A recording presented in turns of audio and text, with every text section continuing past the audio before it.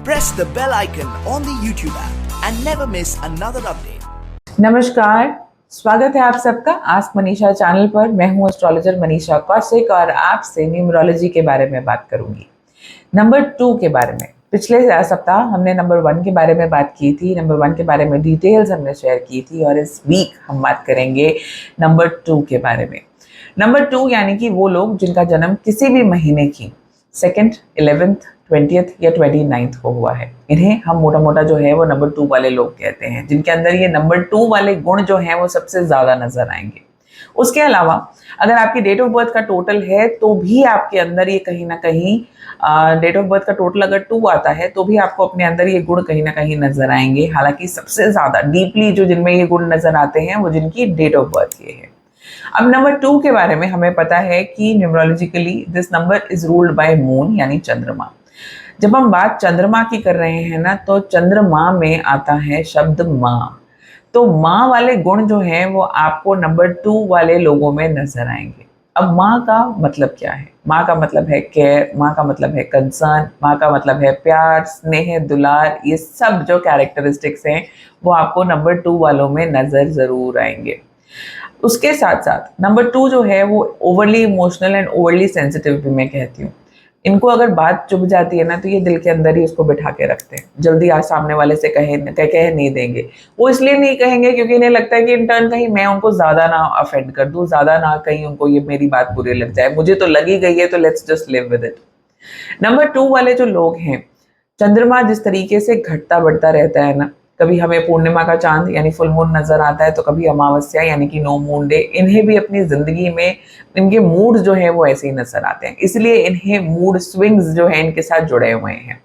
तो जैसे जैसे चंद्रमा बढ़ता रहता है ना, उसी तरीके से अचानक ये किसी चीज को लेकर बेहद खुश होंगे और फिर खुद ही बोल देंगे मैं एक दिन तो बहुत खुश होता हूँ, और उसके बाद जाने मेरी खुशी को क्या हो जाता है कि सब उल्टा होना शुरू हो जाता है, बिकॉज हमें चीजें नेगेटिव ज्यादा नजर आनी शुरू हो जाती है। नंबर 2 वाले जो लोग हैं, अगर मैं बात करूं कि प्रॉपर जो नंबर 2 है, जिनका डेट ऑफ बर्थ सिर्फ 2 है, 2nd को किसी भी महीने की वो पैदा हुए हैं, उनमें जितने गुण ये वाले नजर आएंगे ना, तो जिनमें 20th को जो पैदा हुए हैं उनमें वही चीज 20 गुना हो चुकी है, यानी कि ऑलरेडी वो 10 टाइम्स मल्टीप्लाई हो चुकी है। तो इसलिए वो जरूरत से ज्यादा सोचेंगे।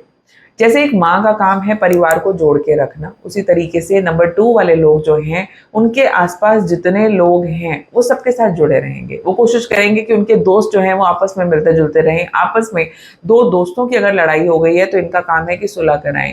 वो 2 दोस्त परेशान है, इससे ज्यादा ये परेशान है कि हाय मैं बात किससे करूं, मैं समझाऊं तो किसे समझाऊं। नंबर 2 में एक अच्छा ये ट्रेट भी है कि टीम बिल्डिंग एक्सरसाइजेज या टीम बॉन्डिंग एक्टिविटीज ये बहुत अच्छी कर सकते हैं, क्योंकि इन्हें साथ लोगों को लेकर चलना आता है। गुस्सा भी माँ की तरह है, आता भी है, सुना भी देते हैं, पर खुद ही परेशान रहते हैं कि हाय मैंने बोल क्यों दिया।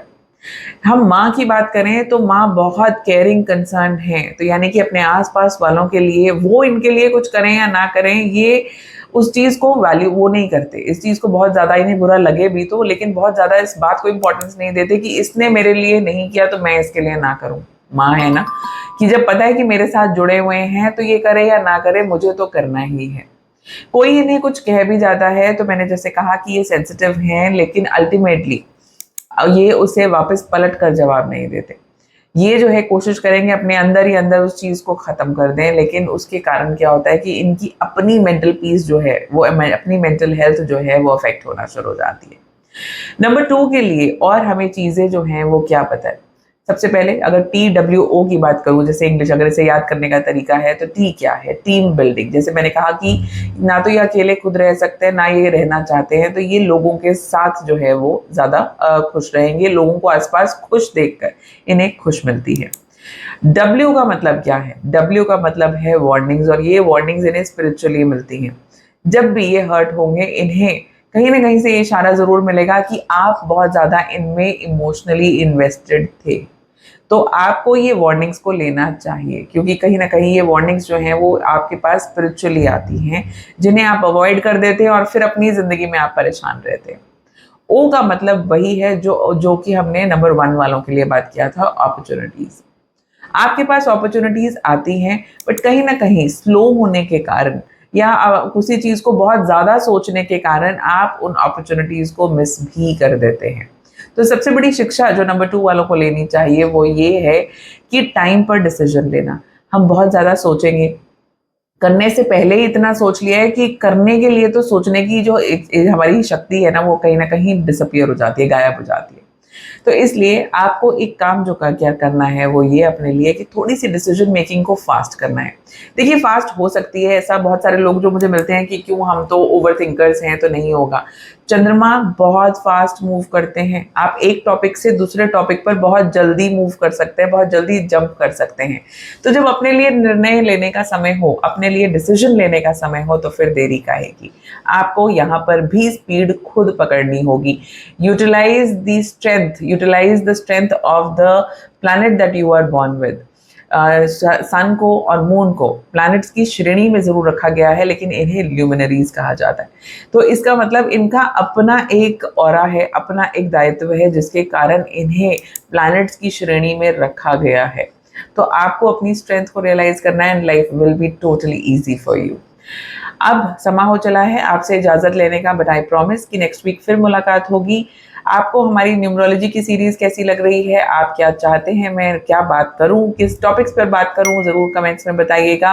किसी नंबर 2 वाले शख्स को जानते हैं या आप खुद नंबर 2 हैं तो भी मुझे कमेंट्स में जरूर बताइएगा। सो सी यू नेक्स्ट टाइम। नमस्कार।